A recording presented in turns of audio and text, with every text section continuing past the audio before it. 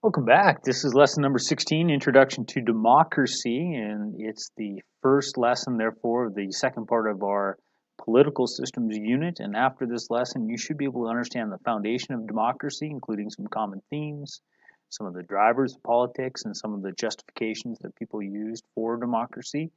We're also going to explore in great depth the role that media plays as a driver of politics and begin to organize some sound defense of and opposition to democratic systems. Begin with a quote: "Democracy alone, of all forms of government, enlists the full forces of men's enlightened will." FDR. How can you argue with that? You want the full force of all men's enlightened will, not just the enlightened will of one, but if you want the full force of the collective power of everyone in society, you will need democracy to unleash that. People have natural rights to their own life, labor, and property that no ruler should be allowed to take away. That's John Locke, and that is the justification for and the foundation of democracy. And there's that YouTube link that if you still haven't watched the Locke video, there's another chance. Men being, by nature, all free, equal, and independent, no one can be put out of this estate and subjected to the political power of another without his consent. So the idea of consent or a social contract is key to the relationship between government and governed, and therefore one of the foundations, one of the pillars of democracy is accountability and legitimacy, that the government must be accountable to the will of the people, otherwise it is not legitimate.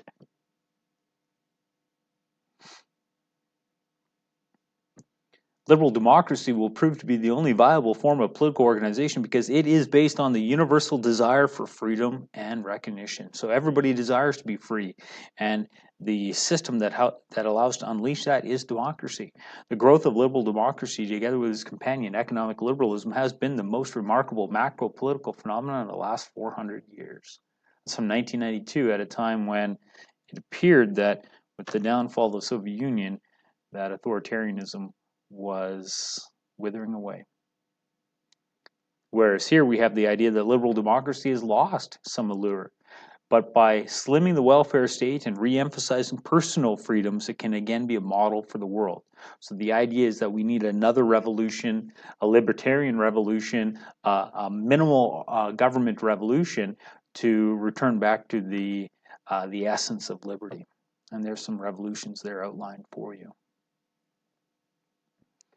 Although the combination describes democratic socialism and has been accomplished in many forms, some people would suggest that democratic socialism is not possible because socialism in and of itself is the road to serfdom. That if you allow a government to be large enough to provide you those things that you need in your economic life, they'll be large enough to take away those things that you need politically as well. So what are the drivers of politics? Well, we have people talk about the environment.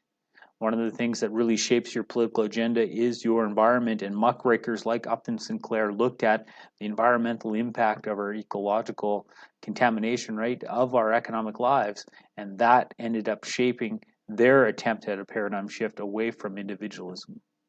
Foreign policy is another driver of politics. How should we relate to others on this global village? Special interest groups help shaping politics, and these can include non-governmental organizations, corporations, and unfortunately, it can create a form where some are standing in the way of your access to government. So in this cartoon, we have the militarized police protecting the 1% and preventing the masses from being able to express their will.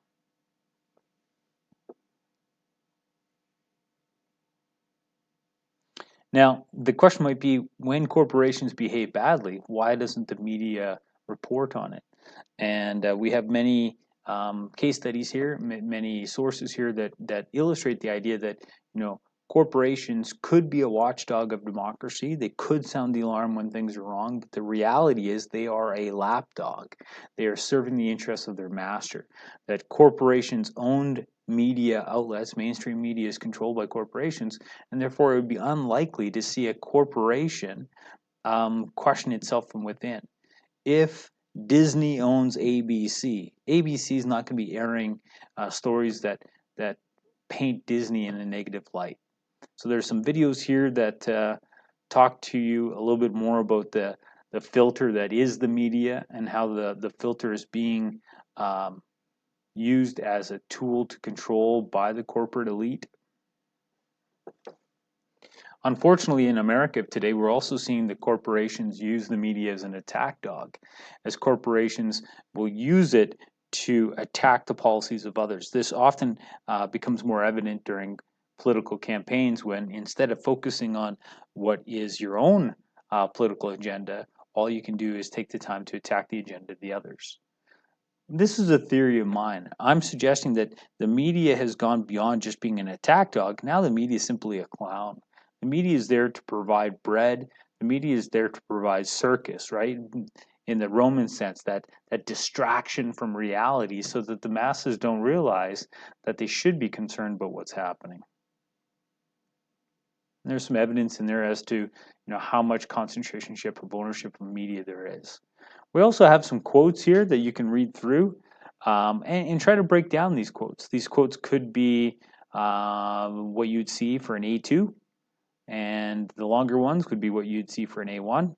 And the idea here is that now that we've studied collectivism and authoritarianism, you should try to break down these quotes and see if you can see the struggle between individualism and collectivism now politically, and see if you can see a problem that they're exposing and a solution in society, and what values are the solutions justifying their action on.